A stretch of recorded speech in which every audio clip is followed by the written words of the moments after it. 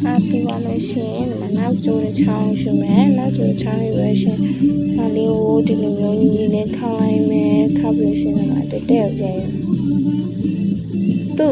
ဒီနှစ်ခုရဲ့အလဲကြားထဲကိုထည့်မယ်ထည့်လို့ရှင်အကိုဒီလေကနေထောက်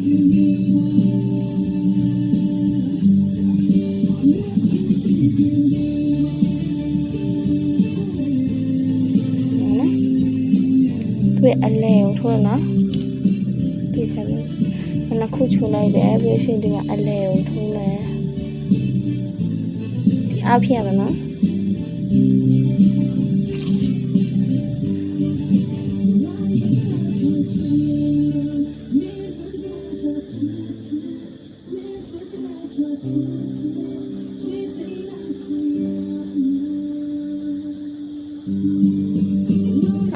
အလဲစားတဲ့ကထိုးရနော်